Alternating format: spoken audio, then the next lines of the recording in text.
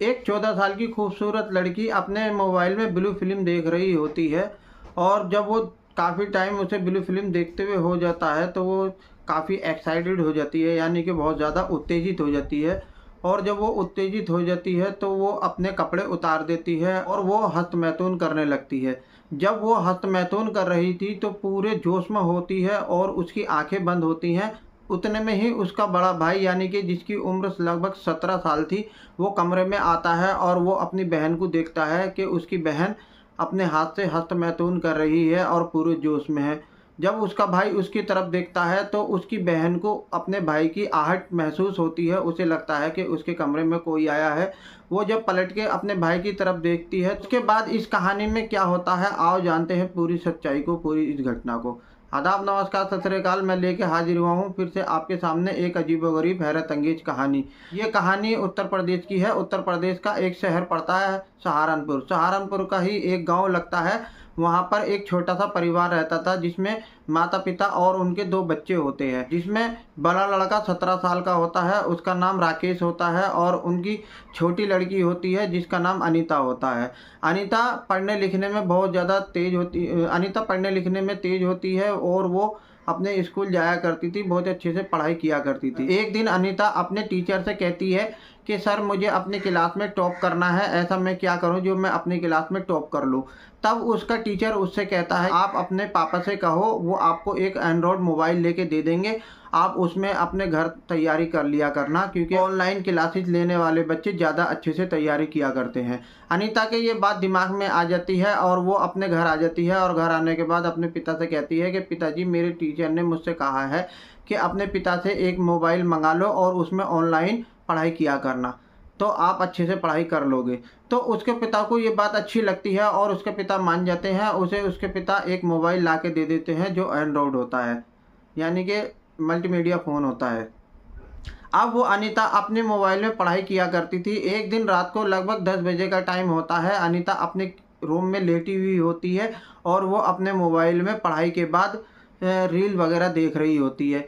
तभी उसे एक वीडियो ऐसी नज़र आती है जिसमें बताया जाता है कि ब्लू फिल्म कहाँ से देखें, कौन सी वेबसाइट से देखें, ये सब नॉलेज दी जा रही होती है।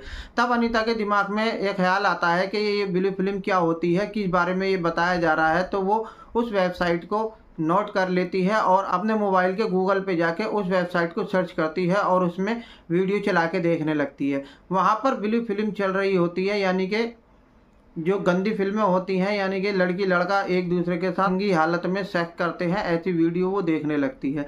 जब वो वीडियो देख रही होती है तो उत्तेजित होने लगती है और जब ज़्यादा उत्तेजित हो जाती है तो उसके शरीर में मानो ऐसे होता है जैसे आग लग रही है। अब वो बहुत बेचैन होती है, बहुत परेशान होती है। वो सोचती है कि मैं अपने शरीर की इस आग को कैसे शांत करूं, कैसे इस तड़प को अपनी मिटाऊं। तभी वो अपने एक एक करके कपड़े उतार देती है और हस्तमैथुन वो करने लगती है। उसके कमरे का जो दरवाज़ा होता है वो अंदर से लॉक नहीं होता, बस ऐसे ही बंद होता है। तभी उसके कमरे से कुछ आवाज़ें निकल रही थी, यानी कि वो लड़की जब हस्तमैथुन कर रही थी तो उसके मुंह से सिसकारियाँ निकल रही थी। उसके कमरे के सामने से उसका भाई गुजर रहा होता है, तब उसे उसकी बहन के कमरे से सिसकारियों की आवाज़ आ रही थी। तो वो कमरा खोल के अंदर आ जाता है और देखता है तो उसकी बहन हस्तमैथुन कर रही है और उसने सारे कपड़े उतारे हुए हैं और वो मोबाइल में वीडियो भी देख रही है। ये देख के उसका भाई सन्न रह जाता है और अपनी बहन की तरफ देखने लगता है। तब उसकी बहन को भी एहसास होता है कि उसके कमरे में कोई आ गया है। तब वो पीछे मुड़ के देखती है तो उसका भाई उसके पीछे खड़ा होता है। बहन शर्म के मारे पानी पानी हो जाती है। इतने में ही भाई कमरे से चला जाता है। बहन कपड़े पहन लेती है और सोचने लगती है मेरे भाई ने देख लिया है, कहीं ये मेरा भाई मेरे माँ बाप से मेरी शिकायत कर देगा तो मेरे माँ बाप मुझसे मोबाइल भी ले लेंगे और मुझे डांटेंगे और मारेंगे, मेरी बहुत बेइज्जती होगी। ये सोचने लगती है और सोचती है कि मैं अब क्या करूं अपने भाई को मनाने के लिए, ताकि वो माँ बाप से ये बात ना बताए। फिर उसके दिमाग में एक भयानक प्लान बनता है। वो अपने भाई के पीछे पीछे जाती है और अपने भाई के कमरे में चली जाती है। उसका भाई कहता है कि अब तुम मेरे कमरे में क्या लेने आई हो और क्या करने आई हो। तब वो कहती है कि भाई तुम नाराज़ मत हो, मुझे तुमसे कुछ बात करनी है। ऐसे कह के वो अपने भाई के कमरे का गेट बंद कर देती है और अपने भाई के बेड पे बैठ जाती है। तब उसका भाई कहता है बताओ क्या बात करनी है, जो तुम कर रही थी वो अच्छा नहीं था, ऐसा नहीं करना चाहिए।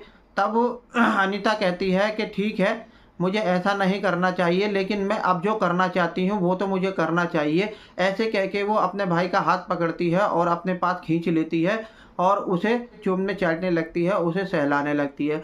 उसका भाई कहता है कि ये तुम क्या कर रही हो? ये गलत बात है, अच्छी बात नहीं है, हम बहन भाई हैं। तो वो कहती है कि हमारे शरीर की ज़रूरतों को नहीं पता कि बहन भाई का रिश्ता क्या होता है, हमें तो अपने शरीर की आग बुझानी है। अगर हम किसी बाहर के बंदे से संबंध बनाएंगे तो हमारे माँ बाप को पता लगेगा, तो हमारी बेइज्जती भी होगी, हमारे माँ बाप भी डांटेंगे। अगर हम घर में एक दूसरे के साथ संबंध बनाएंगे तो किसी को कोई ऐतराज़ नहीं होगा और किसी को कुछ पता भी नहीं लगेगा। भाई भी उसकी बातों में आ जाता है, क्योंकि वो भी नाबालिग होता है, वो भी कम उम्र होती है, कम दिमाग होता है।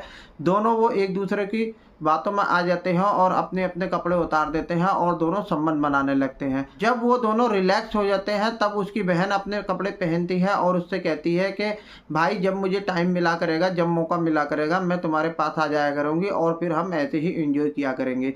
तब उसका भाई कहता है ठीक है।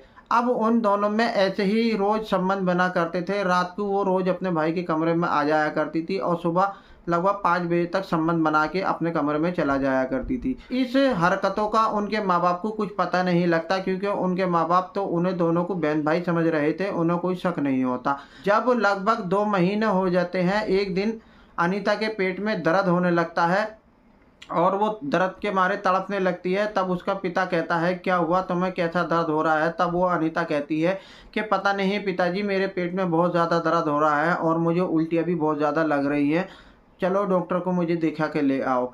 तब उसके पिता उसे डॉक्टर के पास लेके जाते हैं और लेडी डॉक्टर को उसे दिखाते हैं। लेडी डॉक्टर उसको चेकअप करती है, उसका अल्ट्रासाउंड करती है।